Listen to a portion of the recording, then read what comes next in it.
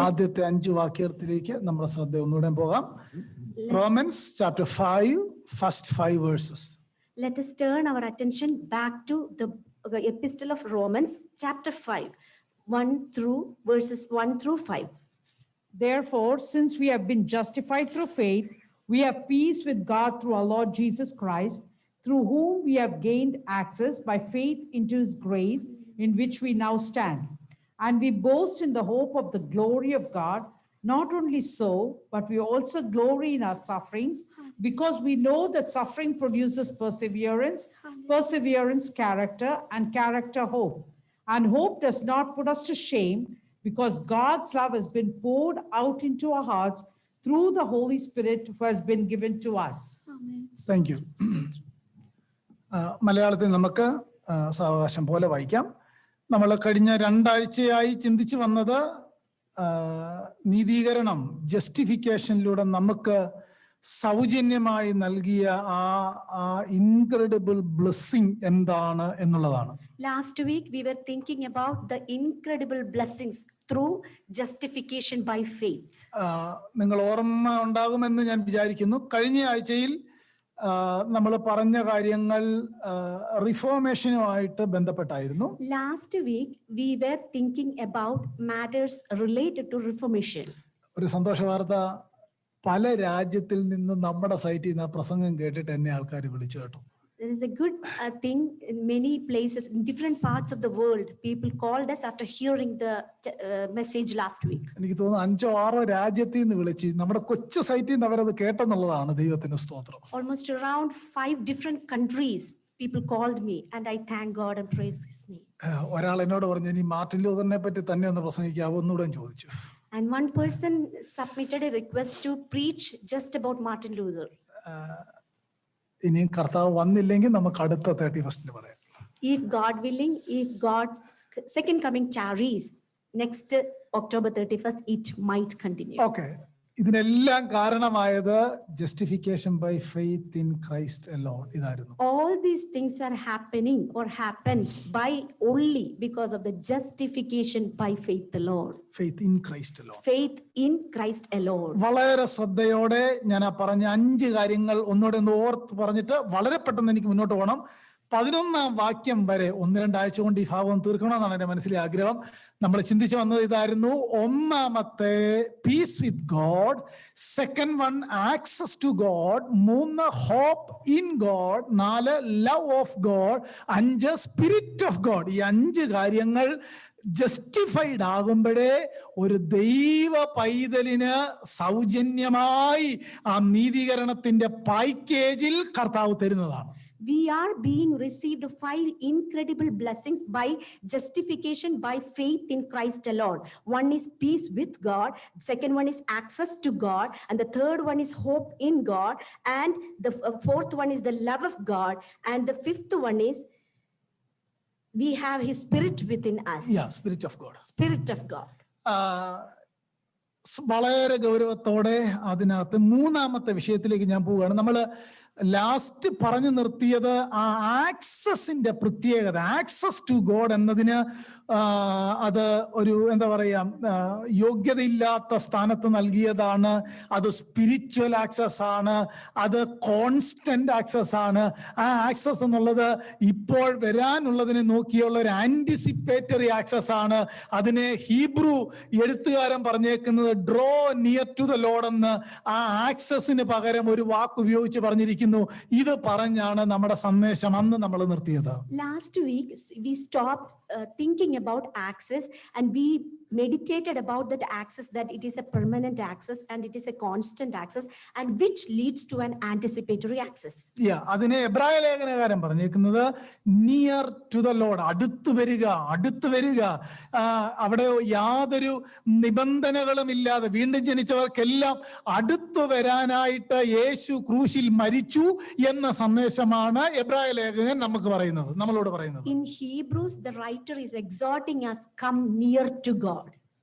Price Lord. ഇനിയും നമ്മൾ ആ വാക്യം, രണ്ടാം വാക്യം തീരുന്നിടത്താണ് ആ മൂന്നാമത്തെ കാര്യം പറഞ്ഞേക്കുന്നത്.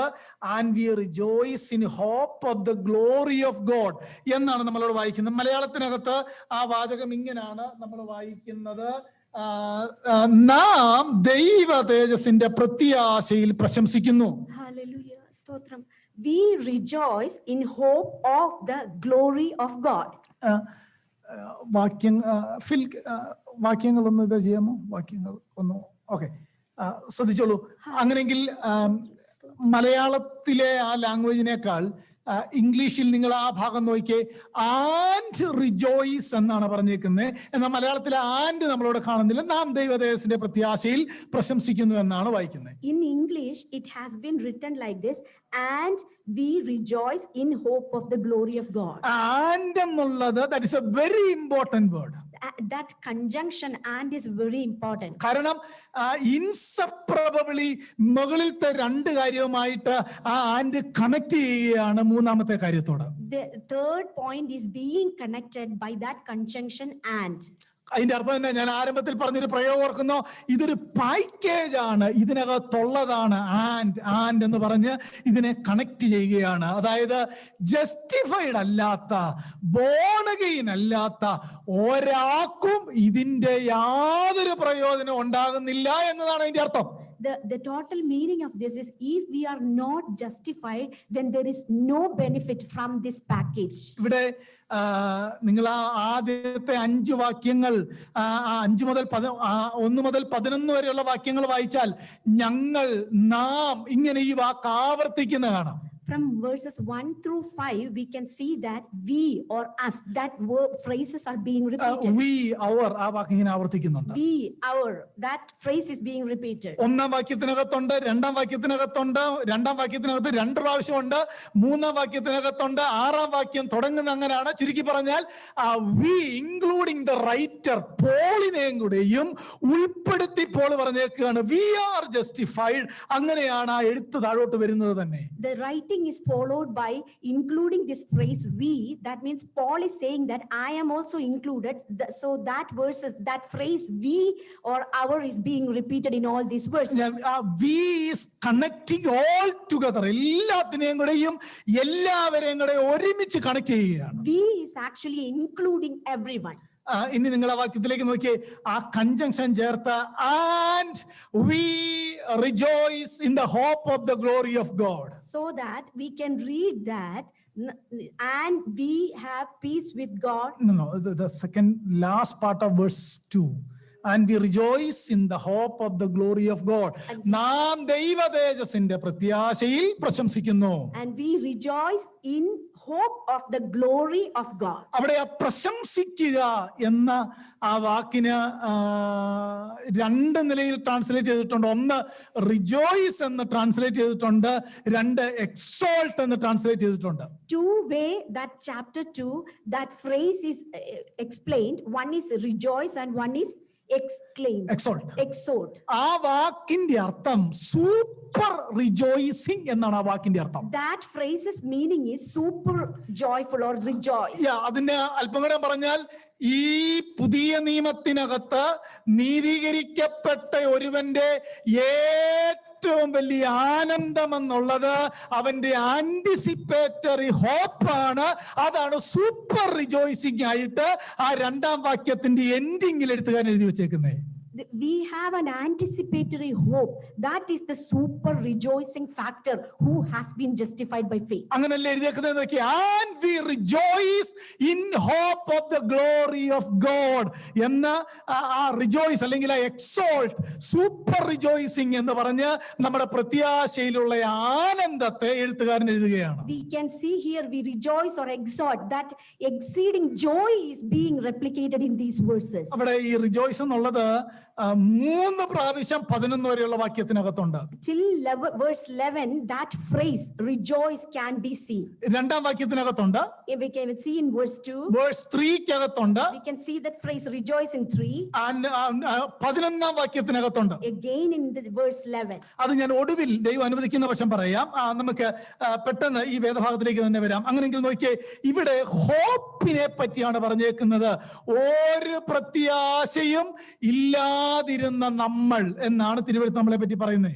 Scripture is saying that we were hopeless people, but here in this verse it is specifying about the hope of the glory of God. എഫെസ്യലേഖനം 2:12 വായിച്ചാൽ മതി. We have no hope എന്നാണ് അവിടെ എഴുതി വെച്ചേക്കുന്നത്. നമുക്ക് ഒരു സമയം ഉണ്ടായിരുന്നു, നമുക്ക് അന്ന് ഒരു ഹോപ്പും ഇല്ലാതെ ജീവിക്കുന്നവരായിരുന്നു. In the epistle of Ephesians, it was very clearly written as we were hopeless people. അങ്ങനെയെങ്കിൽ നോക്കൂ പ്രിയപ്പെട്ടവരെ, ഇവിടെ ജസ്റ്റിഫിക്കേഷനിലേക്ക് ഒരുവൻ വന്നു കഴിഞ്ഞപ്പോൾ ഒരു കോൺഫിഡന്റ് ആയിട്ടൊരു ഹോപ്പ് ദൈവം നമ്മളോട് പറയുകയാണ്. But here we can see that once a person enter into this justification by faith, he is entering into a hope. ഞാൻ ഇതിന്റെ ആദ്യ സന്ദേശത്തിൽ പറഞ്ഞിരുന്നു, ഈ ഒരു വിഷ്വൽ ആയിട്ടുള്ള ഒരു ഹോപ്പിനെ പറ്റിയല്ല പറയുന്നത്. I mentioned already that this hope is not an ordinary wishful hope. ഒരു വിഷ്വൽ തിങ്കിങ് അല്ല. It's not a wishful thinking. ഇത് വളരെ ഗ്യാരണ്ടീഡ് ആയിട്ടുള്ള ഹോപ്പാണ് നമ്മുടെ കർത്താവ് വരുമെന്നുള്ളത്.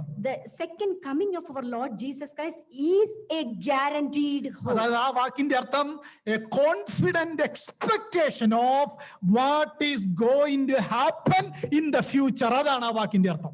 The verse's meaning is a confident hope what is going to happen in the tomorrow. There is no doubt at all our hope is going to happen in the coming days. അതാണ് ആ വാക്കിന്റെ അർത്ഥം.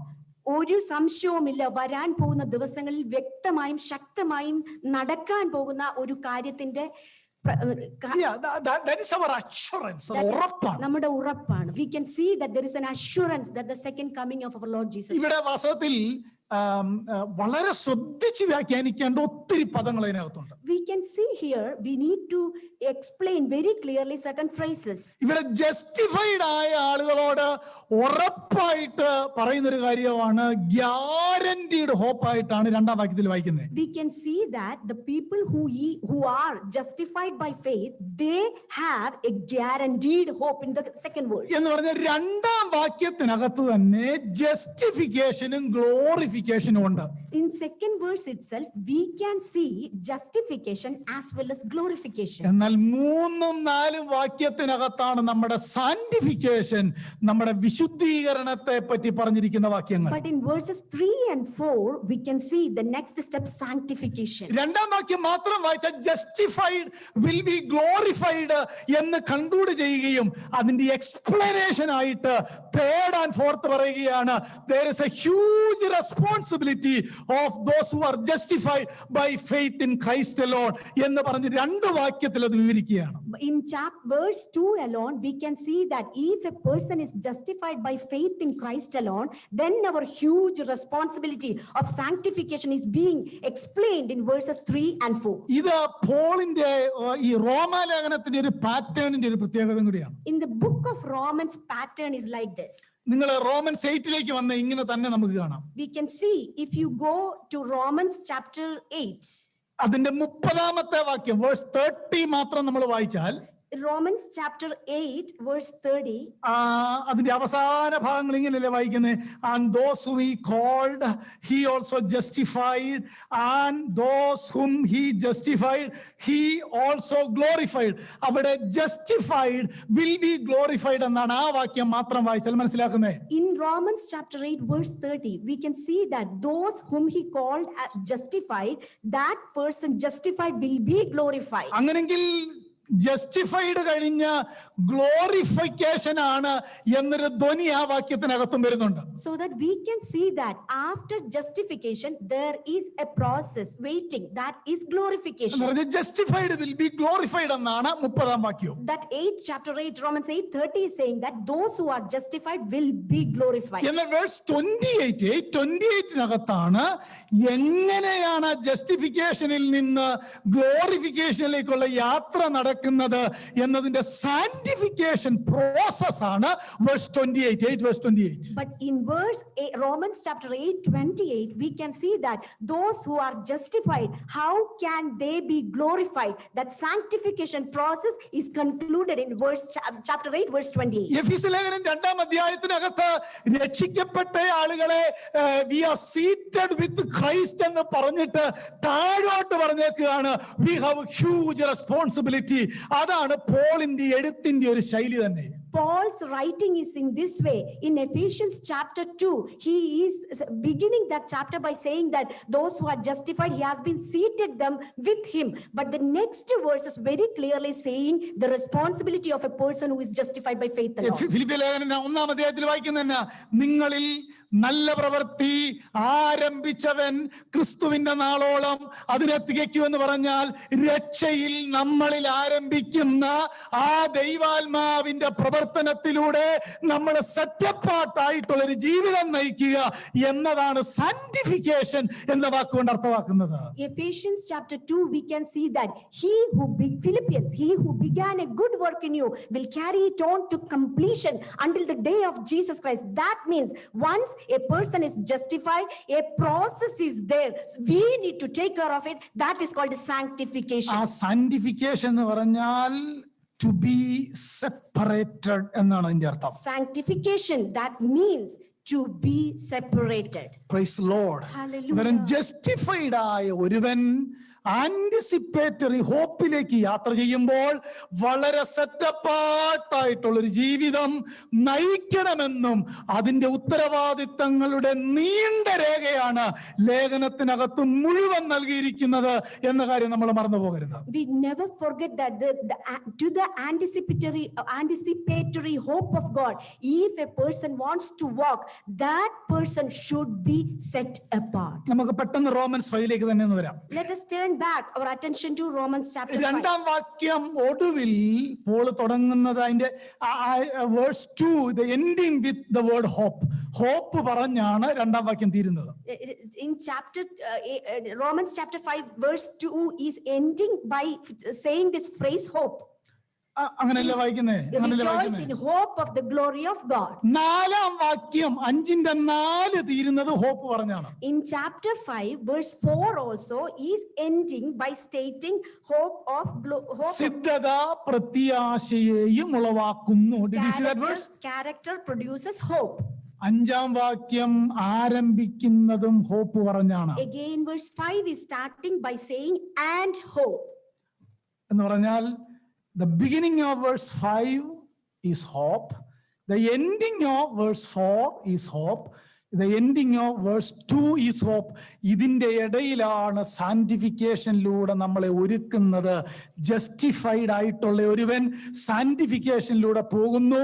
കഷ്ടത വരുമ്പോൾ hope പറഞ്ഞ് അവനെ ഉറപ്പിച്ച് അത് പറഞ്ഞു നിർത്തുകയാണ്. നമ്മുടെ പ്രത്യാശയ്ക്ക് ഭംഗം വരികയില്ല. So basically, once we are justified, we are undergoing through a process of sanctification in order to reach and attain the hope of God. 2-ാം വാക്യം ഞാൻ പറഞ്ഞല്ലോ തീരുന്നത് ഹോപ്പ് പറഞ്ഞാണ്. Verse 2 is ending by hope. 3-ാം വാക്യം തുടങ്ങുന്നത് നിങ്ങൾ ശ്രദ്ധിച്ചോ? The beginning words of verse 3. Beginning verse of verse 3 is like this. അത് തന്നെ അല്ല എന്ന് പറഞ്ഞാൽ അതിന്റെ അർത്ഥം എന്നാ? Much more than that.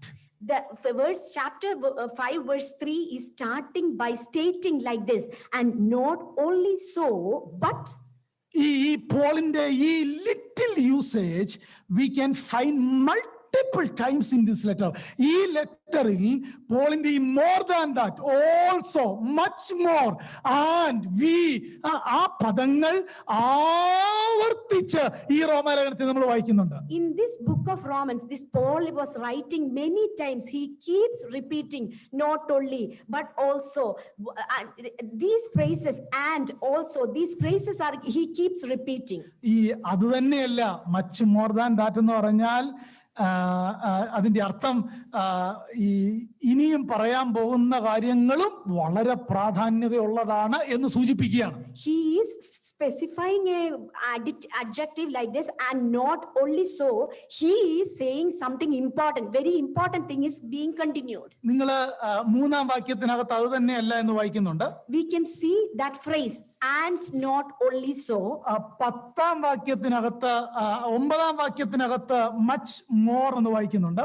In verse 9 we can see much more. Verse 10-നകത്ത് വായിക്കുന്നുണ്ട് മച്ച് മോർ എന്ന് വായിക്കുന്നുണ്ട്. Again in verse 10 we can see much more. Verse 11 തുടങ്ങുന്നത് മോർ ദാൻ ദാറ്റ് എന്ന് പറഞ്ഞാണ് തുടങ്ങുന്നത്. Verse 11 is starting by saying more than that. Verse 15, verse 17 and verse 20 ഇവിടെ എല്ലാം മച്ച് മോർ ദാൻ ദാറ്റ്, അത്രയുമല്ല ഇനിയും പറയാനുണ്ട് എന്ന് പറഞ്ഞ് വീണ്ടും ജനിച്ച് ഒരുവന്റെ ഹോപ്പിനെ ഉറപ്പിക്കുകയാണ് ഈ ലേഖനം. He is again repeating in verses 15, 17 and 20, much more, so that he is actually strengthening a born again person's hope. അതിന്റെ അർത്ഥം എന്നാണെന്നറിയാമോ? Hallelujah. യഥാർത്ഥമായിട്ട് വീണ്ടും ജനനം ഉണ്ടായ ഒരുവന് അടുത്തത് എന്താണ് നാഥ എന്ന അന്വേഷണത്തിന്റെ യാത്രയിൽ ഈ ലേഖനം വായിക്കുമ്പോൾ മൂന്നാം വാക്യത്തിലേക്ക് വരുമ്പോൾ മോർ ദാൻ ദാറ്റ് എന്ന് കാണുമ്പോൾ അടുത്ത വാക്യത്തിലേക്ക് പോകുന്നു. അഞ്ചാം വാക്യത്തിലേക്ക് വരുമ്പോൾ മോർ ദാൻ ദാറ്റ് എന്ന് കാണുമ്പോൾ ആ വാക്യത്തിലേക്ക് പോകുന്നു. എട്ടാം വാക്യത്തിലേക്ക് വരുമ്പോൾ മോർ ദാൻ ദാറ്റ് എന്ന് പറയുമ്പോൾ അടുത്ത വാക്യത്തിലേക്ക് പോകുന്നു. അങ്ങനെ വായിച്ച് നമ്മൾ 8-ാം അധ്യായത്തിലേക്ക് വരുമ്പോഴാണ് നമ്മൾ അവിടെ കാണുന്നത് നോട്ട് ഓൺലി ദാറ്റ്, സർവ സൃഷ്ടികളും അവന്റെ വരവിനെ കാത്തു ഞരങ്ങിക്കൊണ്ടിരിക്കുന്നു, ദൈവപുത്രന്മാരും അവന്റെ വരവിനെ കാത്തുകൊണ്ടിരിക്കുന്നു. അങ്ങനെ മോർ ദാൻ ദാറ്റ് എവിടാ തീരുന്നറിയാമോ? നമ്മുടെ നാഥന്റെ വരവിങ്കലാണ് എന്ന് പറഞ്ഞാണ് ഈ ലേഖനം കൺക്ലൂഡ് ചെയ്യുന്നത്. This epistle Paul keeps repeating not only but much more. That phrase is continuing until he is giving us an assurance that until the second coming of our Lord Jesus Christ. ഒരു കാര്യം പറഞ്ഞാൽ, Hallelujah. സ്തോത്രം. ഞാൻ പറഞ്ഞൊരു കാര്യം പിടികിട്ടിയോ? ജസ്റ്റിഫിക്കേഷനിൽ നിന്ന് വായിച്ചു, ഞാൻ ജസ്റ്റിഫൈഡ് ആയി, പ്രാർത്ഥിക്കാൻ ചെന്ന് ആക്സസ് ആയി. മൂന്നാം വാക്യത്തിലേക്ക് വന്നപ്പോൾ അടുത്ത വാക്ക് ചോദിക്കുക മോർ ദാൻ ദാറ്റ്, ഇനിയുണ്ട്. Once we justified, we are justified, and then there is a next step. It is stating in that not only so. അത്രയുമല്ല. It is not only that. അടുത്ത വാക്യം വായിച്ചപ്പോൾ അത്രയുമല്ല. Again the next verse, it is not only so. അത്രയുമല്ല. Again not only that much. അങ്ങനെ 8-ാം അധ്യായത്തിന്റെ 23-ാം വാക്യത്തിലേക്ക് നിങ്ങൾ ഇംഗ്ലീഷിൽ നോക്കി, 8:23.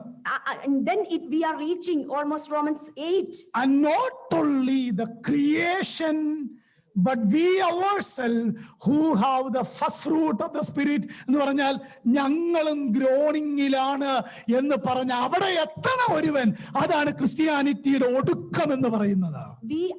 We can read in verse 23, and not only the creation but also we are groaning inwardly and we are waiting eagerly. That is the ultimate purpose of a true Christian. Praise the Lord. Hallelujah. ഈ ചില ആളുകളൊക്കെ പറയത്തില്ല ഞങ്ങൾ രക്ഷിക്കപ്പെട്ടതാ, പക്ഷെ സ്നാനപ്പെടുന്ന കാര്യത്തെ പറ്റി ഇതുവരെ ചിന്തിച്ചിട്ടില്ല എന്ന് പറയുന്നവർ ഞാൻ കണ്ടിട്ടുണ്ട്. I saw many persons who usually said that we are all born again, but we haven't thought about getting baptized. I have problem with that statement.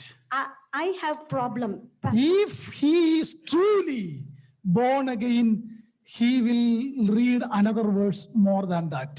Once if you are born again, then a phrase is waiting in this Bible. It is saying more than that. അങ്ങനെ ആത്മാവിലെ അങ്ങനെ സ്നാനത്തിലേക്ക് വന്നു കഴിയുമ്പോൾ more than that, infilling of the Holy Spirit. Once we came into baptism, then again more than that, infilling of the Holy Spirit. അങ്ങനെ infillingലേക്ക് വന്നു കഴിയുമ്പോൾ it is the continuation of the Holy Spirit. More than that. More than that, after being filled with the Holy Spirit, living a life filled with the Holy Spirit. പിന്നെ നമ്മുടെ അകത്തൊരു groaning ആണ്, ഒരു groaning.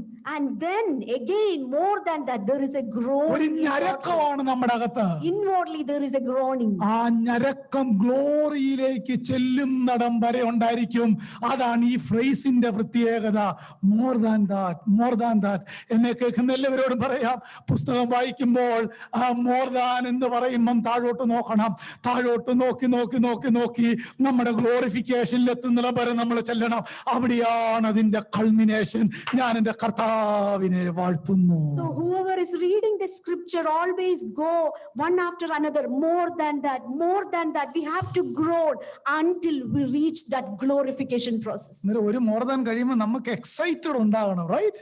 We always should have an excitement once a more than that is finished. നിങ്ങളുടെ ഇരിപ്പ് കണ്ടിട്ട് സങ്കടം തോന്നുന്നു മോർ ദാൻ വേണ്ടായിരുന്നു. More than that. More than that. ഞാൻ ഇവിടെ നിന്ന് പറയുന്നതെല്ലാം ഞാൻ എൻ്റെ റൂമിൽ ഇത് വായിക്കുകയും ധ്യാനിക്കുകയും ഒക്കെ ഇങ്ങനെ ചിന്തിക്കുകയും ഒക്കെ ചെയ്തിട്ടായി പറയുന്നതല്ല. ഞാൻ എഴുന്നേറ്റ് വന്ന് അങ്ങ് പറയല്ല കേട്ടോ. After a lot of thinking and meditation and praying, only I am sharing this with you. Praise the Lord. Hallelujah. More than that എന്ന് പറഞ്ഞ മൂന്നാം വാക്യം തുടങ്ങുകയാണ്. 5:3. In Romans 5, chapter 3, verse 3 is starting, not only so. ഞാൻ ഈ 5ഉം 8ഉം ഇങ്ങനെ എടുത്തു പറയാൻ കാര്യം 8ലാണ് ഈ വിഷയത്തിന്റെ കൾമിനേഷൻ കിടക്കുന്നത്. I am connecting Romans chapter 5 and Romans 8 because in the culmination of this process is happening in Romans chapter 8. Verse 3യുടെ ആ പ്രാക്ടിക്കൽ സൈഡ് കിടക്കുന്നത് ചാപ്റ്റർ 12 ഓൺവേർഡ്സ് ആണ്. Romans chapter 5 verse 3's practical side is residing in Romans chapter 12. എങ്ങനെയാ തുടങ്ങുന്നത്? ദൈവത്തിന്റെ മനസ്സലി ഓർപ്പിച്ചെന്ന് പറഞ്ഞാൽ നമ്മൾ ഇപ്പൊ ചിന്തിച്ചുകൊണ്ടിരിക്കുന്നതാണ് the mercies of the Lord. And Romans 12:1 it is starting by saying that I am actually appeal to you brothers the mercies of God. That's what ഈ 5ലെ mercies of Lord കാണുന്നേ. that mercies of God we can see in chapter 5. Hallelujah. Hallelujah. നമുക്ക് തിരിച്ച് പെട്ടെന്ന് 3-ാം വാക്യത്തിലേക്ക് വരാം. എന്നോടൊപ്പം ചേർന്ന 5:3 5 verse 3ലേക്ക് നോക്കിയേ. More than that we rejoice in our suffering. Not only that, we are rejoicing in our suffering. ഞാൻ ഇന്നലെ വേദപുസ്തകം വായിച്ചപ്പോൾ ഓർക്കുകയായിരുന്നു, ഹോപ്പ് പറഞ്ഞിട്ടാണ് സഫറിങ് പറയുന്നേ. Yesterday I was thinking that after mentioning hope only, a suffering is coming into this picture. അതായത് ആദ്യം suffering പറയുകയായിരുന്നെങ്കിൽ നമ്മൾ തളർന്നേനെ. If suffering was mentioned beforehand, we would have been broken. നമുക്ക് we cannot accept that. We cannot accept. ഇതിന്റെ ഒരു same phrase Philippines 3-ക്കകത്തുണ്ട്. ഇത് കഴിഞ്ഞാൽ ദൈവം അനുവദിച്ചാൽ ഞാൻ ഫിലിപ്പീൻസ് 3ലേക്ക് വരും. ദൈവം അനുവദിച്ചാൽ The same phrase is we can see in Philippians chapter 3. ഇവിടെ മോർ ദാൻ ദാറ്റ് എന്ന് പറഞ്ഞിട്ട് ആദ്യത്തെ വാചകം we rejoice in the sufferings. And then we can see that in verse 3, more than that, or not only so, we can see the suffering. We rejoice in our sufferings. കഷ്ടങ്ങളിലും സന്തോഷിക്കുന്നു. We rejoice in sufferings. ഞാൻ മുമ്പ് പറഞ്ഞു കേട്ടോ, ഈ 2 വാക്യത്തിന്റെ ഇടയിൽ 3 പ്രാവശ്യം ആ ഹോപ്പ് എന്ന് പറഞ്ഞേക്കുന്നേ. Between these 2 verses, we can see 3 times the phrase hope.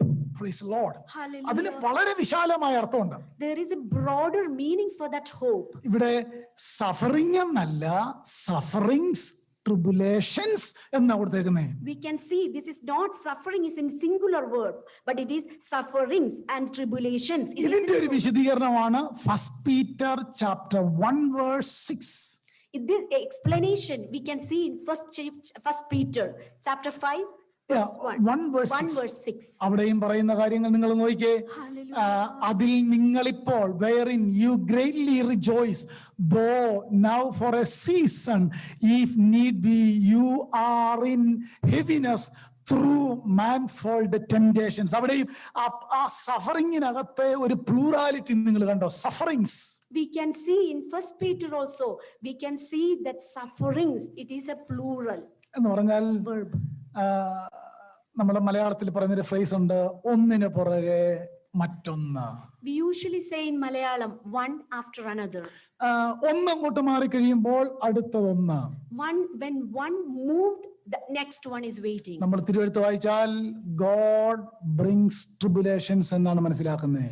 In scripture we can see that God brings tribulation.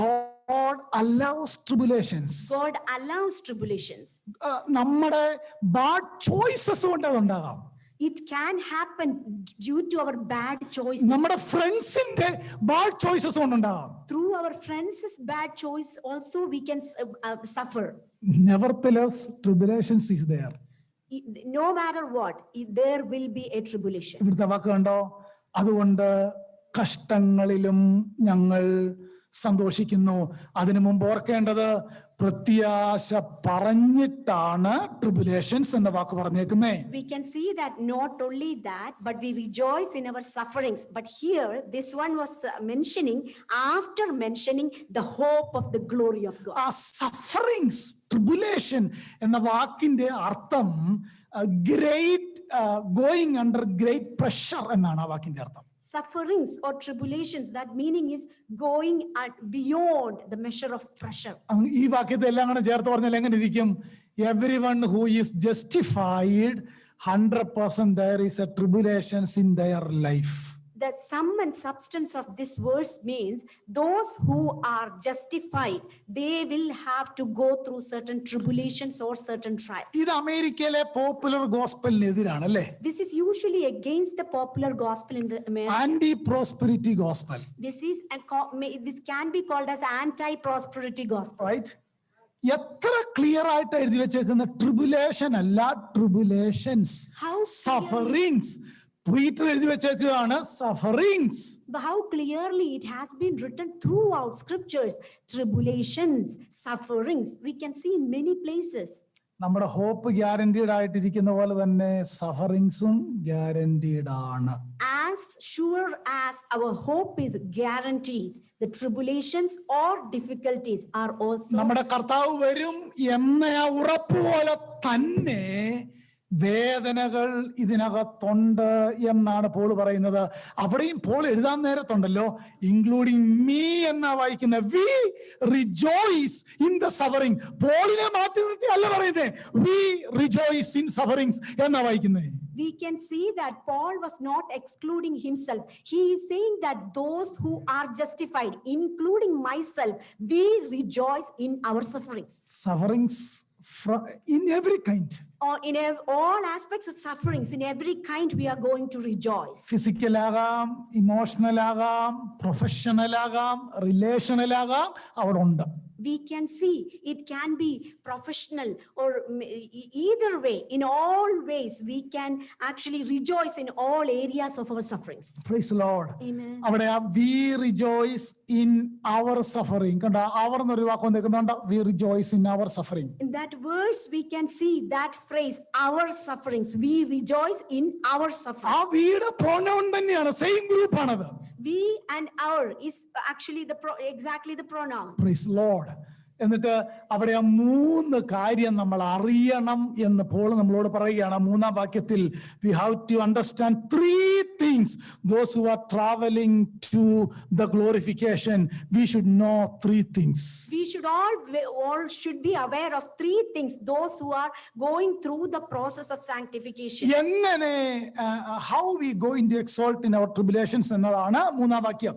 How we are going to overcome this suffering or the tribulation. That is what it is explaining in verse 3. വേദനയിലൂടെ പോകുന്ന ഒരാളോട് കഷ്ടതയിൽ ആനന്ദിക്കണമെന്ന് പറയാൻ എളുപ്പമാണെങ്കിലും അത് വളരെ ശ്രമകരമായ, വളരെ painful ആയ ഒരു കാര്യമാണ്.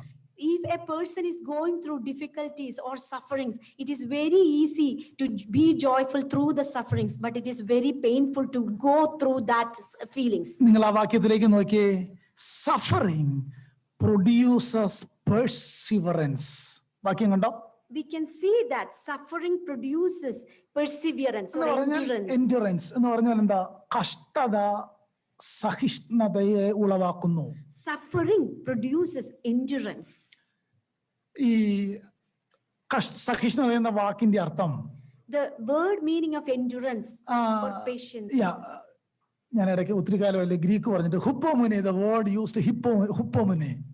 Yeah, there is a Greek word, ഹുപ്പോമുനെ. അതിന്റെ അർത്ഥം to stay under എന്നാണ് അതിന്റെ അർത്ഥം.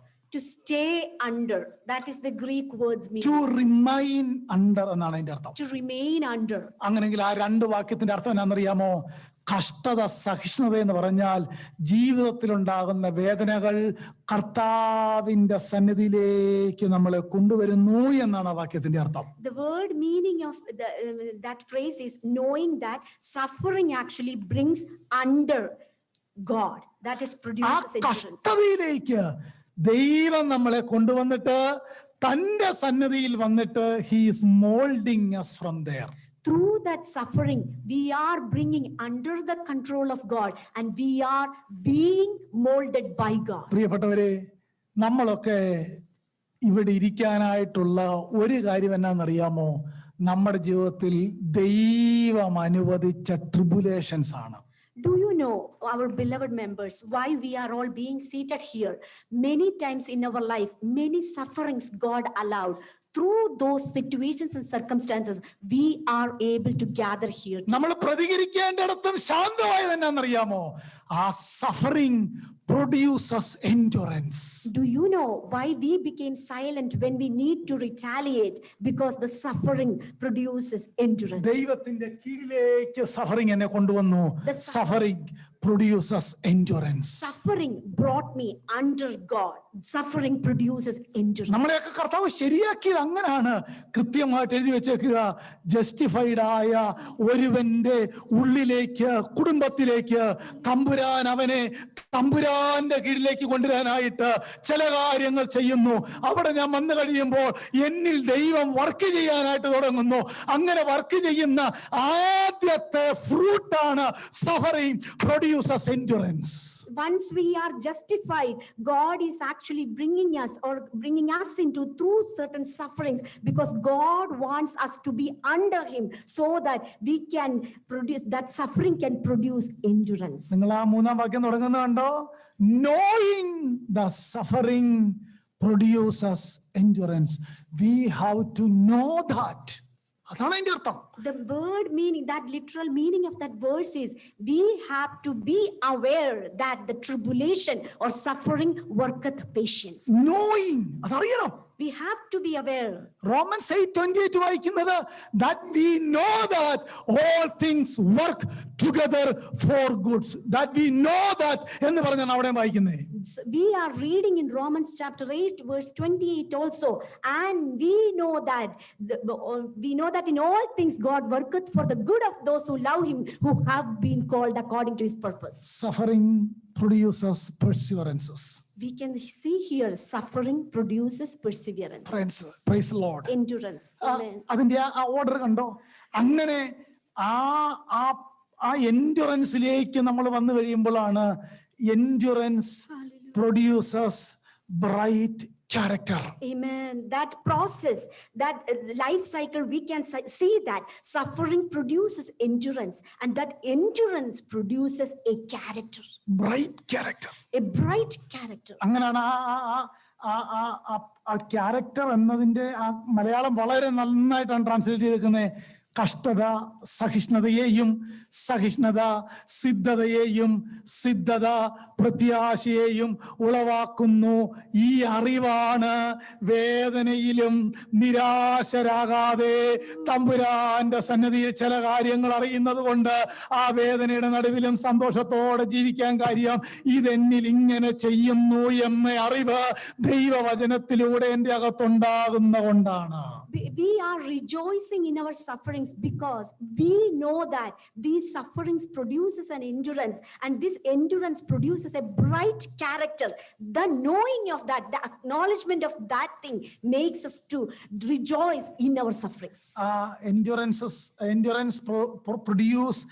produces character എന്നതിന് ഒറിജിനൽ അർത്ഥം പ്രൂവൺ ക്യാരക്ടർ എന്നാണ്, തെളിഞ്ഞ സ്വഭാവം എന്നാണ് അതിന്റെ അർത്ഥം. So that verse 4 we can see that this endurance produces a true and clear character. മറ്റൊരു വാക്ക് അവിടെ കൊടുത്തേക്കുന്നത് tested and pass the test എന്നാണ് വാക്കിന്റെ അർത്ഥം. Tested and pass the test. We can see that verse 4 like in quality controls, tested and pass that test. Tested and to be approved, അതാണ് ആ വാക്കിന്റെ അർത്ഥം. That verse produces character means tested and checked and approved. ഒറ്റ വാക്യത്തിൽ പറഞ്ഞാൽ conforming to the image of Christ, അതാണ് അതിന്റെ total അർത്ഥം. So we are being conformed to the image of his son. ഇനി നിങ്ങൾ നോക്കിയേ, പോൾ പറയുകയാണ് ഈ ജസ്റ്റിഫിക്കേഷനകത്ത് ഒരുവൻ വന്നു കഴിയുമ്പോൾ അവന് ദൈവത്തോട് സമാധാനം ഉണ്ടാവുന്നു, ദൈവത്തോട് പീസ് വന്നതിന് ശേഷം ആക്സസ് ഉണ്ടാകുന്നു. ആ ആക്സസിനോട് ചേർന്ന് തന്നെ ഒരു ഹോപ്പ് പറഞ്ഞിട്ട് ആ ഹോപ്പിൽ അവൻ എത്തിച്ചേരേണ്ടതിന് ദൈവമകനെ still God is working on me. English മനോഹരമായ ഒരു പാട്ടില്ലേ, ഈ അഖിലാണ്ടത്തെ മുഴുവൻ സൃഷ്ടിക്കാൻ ദൈവത്തിന് ചില ദിവസങ്ങളെ വേണ്ടി വന്നുള്ളൂ, എന്നാൽ ദൈവം തന്റെ മക്കളെ തന്നെ പോലെയാക്കാൻ God is still working on me. സ്തോത്രം. So basically, we are seeing that God took only a few days to create the whole earth and everything in it.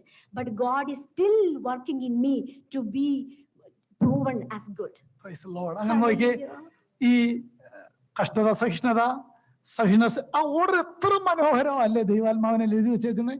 The order of this life cycle is so beautiful. The Holy Spirit is. ലോകത്തിലെ എല്ലാവരും കഷ്ടതയെ rand അല്ലെങ്കിൽ അതൊരു pagan understanding ആണ്. അത് വരുന്നു പോകുന്നു, അങ്ങനല്ല. എന്നാൽ തിരുവെഴുത്തിൽ വീണ്ടും ജനിച്ച ഒരുവനെ സംബന്ധിച്ചിടത്തോളം നമ്മുടെ അനുഭവം തന്നെ അതിന് സാക്ഷിയാണ്.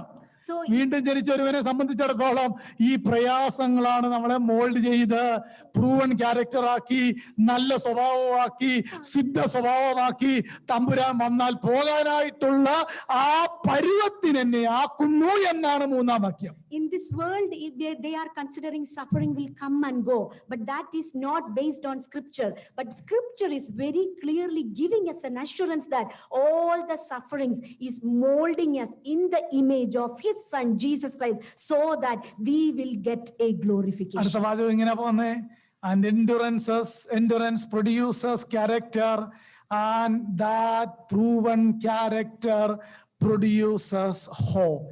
And we can see that endurance produces character, and that character produces hope. Praise the Lord. Hallelujah. ഇത് ലേഖനത്തിനകത്ത് കഷ്ടം അനുഭവിക്കുന്നവരെ എഴുത്തുകാരെങ്ങനെ ബലപ്പെടുത്തിയെന്നറിയാമോ?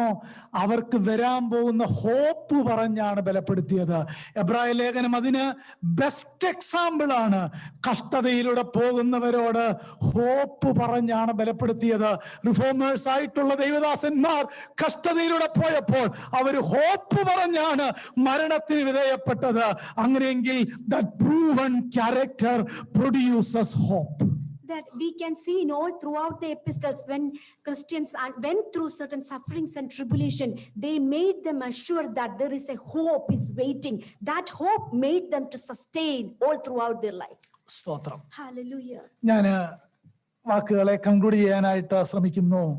അങ്ങനെങ്കിൽ ആ ഹോപ്പ്, ആ പ്രൂവൺ ക്യാരക്ടറിലേക്ക് വന്നു കഴിയുമ്പോൾ ഹോപ്പിലേക്ക് നമ്മൾ വീണ്ടും വരികയാണ്. When we come after through these sufferings, when we come to a proven character, that character actually produces and give us a hope. 5-ാം വാക്യം അതിന്റെ കണ്ടിന്യൂവേഷൻ ആയിട്ട് പോൾ എഴുതുകയാണ്. And did you see a conjunction kando? Again, we can see in verse 5, and hope does not put us to shame. അവിടെയും പോളിനെ എങ്ങടെയും കൂട്ടിയാ പറഞ്ഞേക്കുന്നേ, നമ്മുടെ പ്രത്യാശയ്ക്കോ ഭംഗം വരികയില്ല. Paul is including himself by stating us, and this hope does not put us to shame. Praise the Lord. Amen. നമ്മളൊക്കെ ഒത്തിരി പേരിൽ പ്രതീക്ഷിച്ചിട്ടുണ്ട്, പല കാര്യങ്ങളിൽ പ്രതീക്ഷിച്ചിട്ടുണ്ട്. അവിടെയൊക്കെ നമ്മൾ ഷെയിമായിട്ടുണ്ട്, ഭംഗം വന്നിട്ടുണ്ട്. എന്നാൽ കഷ്ടതയിലൂടെ പോകുന്ന എൻഡുറൻസിലേക്ക് വരുന്ന പ്രൂവൺ ക്യാരക്ടർ ആകുന്ന ഒരുവന്റെ ഹോപ്പിനെ പറ്റി തിരുവെഴുത്ത് എഴുതി വെച്ചേക്കുകയാണ്. എഴുത്തുകാരനെ ഞങ്ങൾ ഉൾപ്പെടുത്തി പറഞ്ഞേക്കുകയാണ്, നമ്മുടെ പ്രത്യാശയ്ക്കോ ഭംഗം വരികയില്ല, നമ്മുടെ നാഥൻ വാക്ക് മാറുകയില്ല എന്ന് പറഞ്ഞ് ആ ജസ്റ്റിഫിക്കേഷന്റെ പാക്കേജ് പോൾ ഓരോന്നായിട്ട് പറയുകയാണ്. Paul is clearly stating this justification package one after another. We all may tend to put our trust in human beings, and we came across with many times shame and failure and discouragement. But Paul is here assuring each and every one of us that hope which won't make us to be ashamed. Hallelujah. Amen. Hallelujah. നമ്മുടെ ശരിയല്ലേ, എത്രയോ hope നമ്മുടെ നഷ്ടപ്പെട്ടു പോയി. എത്രയോ പേരിലുള്ള hope നമുക്ക് പിന്നീട് ദുഃഖമായി മാറി. പക്ഷെ ഉറപ്പാണ് ഹോപ്പാണ്. ഇറ്റ് ഈസ് എ ഗ്യാരണ്ടീഡ് ഹോപ്പാണ്. തന്റെ മക്കളെ ചേർക്കാൻ അവിടുന്ന് നമ്മുടെ നാഥൻ താമസമിന വരുമെന്നുള്ളത് എല്ലാ കാര്യങ്ങൾ കൊണ്ടും ഓരോ ദിവസം കഴിയും തോറും അടുത്തുകൊണ്ടിരിക്കുകയാണ്. നമ്മുടെ ഹോപ്പ് ഒരിക്കലും നമ്മളെ does not put us to shame എന്ന ഗ്യാരണ്ടിയാണ് നമ്മുടെ ബലം. We all have this guarantee. That is our strength, that our hope is not going to be failed. We will not be ashamed because his coming is sure. മൂന്നാം വാക്യം തുടങ്ങുന്നത്, believers you have to know these things. ഇതിന്റെ ഒരു cross reference James chapter 1 verse 2 ഇങ്ങനെയാണ് വായിക്കുന്നത്.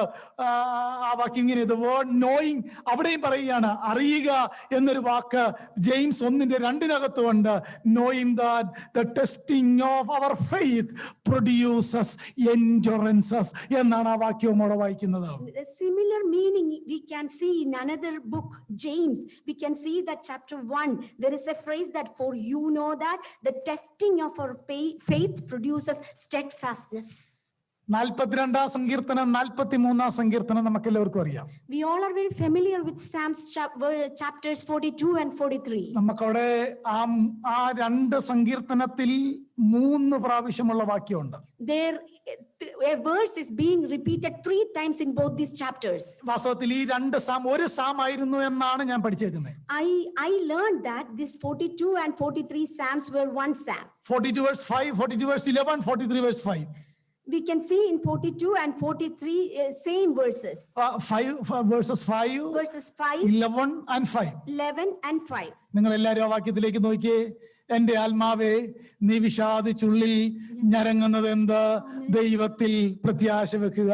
നമ്മൾ പറഞ്ഞ അതേ ടേം തന്നെയല്ലേ ഇംഗ്ലീഷിൽ എഴുതി വെച്ചേക്കുന്നേ, hope in God. Hope in God. Hope in God. എവിടെ പറഞ്ഞേക്കുന്നേ?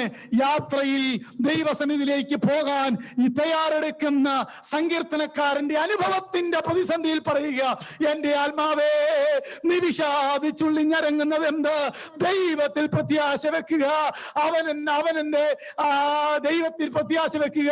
അവൻ എന്റെ മുഖപ്രകാശ രക്ഷയും എന്റെ ദൈവമാകുന്നു എന്നിങ്ങനെ ഞാൻ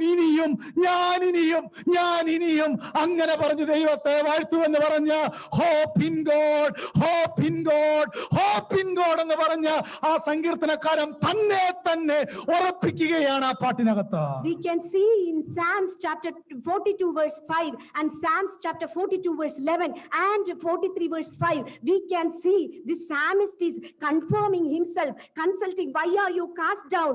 Hope in God. He keeps repeating this phrase, hope in God, hope in God, hope in God, because again I will praise him. ഞാൻ ഈ സന്ദേശം പ്രിപ്പയർ ചെയ്തുകൊണ്ടിരുന്നപ്പോൾ എൻ്റെ മനസ്സിലോട്ട് ദൈവത്തിന്റെ ആത്മാവിനാലുണ്ടായ ഒരു പ്രേരണയിൽ ഞാൻ എൻ്റെ ഡയറിയിൽ ഒരു വാചകനെ കുറിച്ച് വെച്ചു. ഇത് ഞാൻ എന്നോട് തന്നെ പ്രസംഗിക്കണം. അതായത് ഹോപ്പ് ഇൻ ഗോഡ്. എൻ്റെ ആത്മാവേ നീ വിഷാദിച്ചുള്ളി ഞരങ്ങുന്നത് എന്ത്? Hope in God, hope in God, hope in God. അതിന്റെ അർത്ഥം എന്നാ? ഈ ജസ്റ്റിഫിക്കേഷനകത്തെ ആ തേർഡ് ഇൻക്രെഡിബിൾ ബ്ലെസ്സിംഗ് ആണ് ഹോപ്പ് ഇൻ ഗോഡ്. അങ്ങനെയെങ്കിൽ നമുക്ക് ഇങ്ങനെ പറയാം, അവർ ship is not going to down. God is going to steer us into the safe harbor in heaven. Amen. Hallelujah. When I was preparing this message, I wrote in my notebook for myself, why are you cast down, O my soul? But put your hope in God so that we will reach the destination triumphantly. ആ തിരുവെഴുത്ത് മനസ്സിലായെങ്കിൽ ദൈവത്തിന്റെ സ്തോത്രം പറയാമോ? Hallelujah. ഒരു നിമിഷം എഴുന്നേറ്റിരിക്കാമോ? Hallelujah. Hallelujah. Could you all please? നമുക്ക് ആ സങ്കീർത്തനത്തിനകത്ത് വാക്യം എല്ലാവർക്കും കാണാതെ അറിയാവുന്നതല്ലേ? എൻ മനമേ, ആ വാക്യത്തിനകത്ത് എന്റെ ആത്മാവേ നീ വിഷാദിച്ചുള്ളിൽ ഞരങ്ങുന്നത് എന്ത്? Hope in God. അതാ പോൾ പറഞ്ഞേക്കുന്നേ, know him that കഷ്ടത സഹിഷ്ണുതയെയും, സഹിഷ്ണുത സിദ്ധതയെയും, സിദ്ധത പ്രത്യാശ ഉളവാക്കുന്നു എന്നറിഞ്ഞ് ഞങ്ങളുടെ ആത്മാവ് വേദനയിലാകുമ്പോൾ, ക്രൈസിസിലാകുമ്പോൾ ഞങ്ങൾ അങ്കിൽ പ്രത്യാശ വെക്കുകയാണ്. ഞങ്ങളുടെ പ്രത്യാശയ്ക്ക് ഭംഗം വരികയില്ല. ഞങ്ങളുടെ കപ്പൽ ഈ കഷ്ടതയിൽ മുങ്ങിത്താഴുകയില്ല. ഞങ്ങളുടെ നാഥൻ ഞങ്ങളെ കൈക്ക് പിടിച്ച് അങ്ങേ തുറമുഖത്ത് സുരക്ഷിതമായിട്ട് എത്തിക്കും. നമ്മുടെ പ്രത്യാശയ്ക്ക് ഭംഗം വരികയില്ല. So we all have to believe that these sufferings, one after another, produces and give us an assurance that hope in God, because this hope in God will never fail us. സ്തോത്രം. Amen. Hallelujah. Hallelujah. സമയം പോകുന്നല്ലോ. ഇതിനോട് ചേർന്ന ഒരു പാട്ടിന്റെ ഇരടി പാടി നമുക്ക് ഒരുമിച്ച് കർത്താവിനെ മഹത്വപ്പെടുത്തുകയും സ്തോത്രമായി ചേർപ്പിക്കുകയും നമുക്ക് ചെയ്യാം. Hallelujah.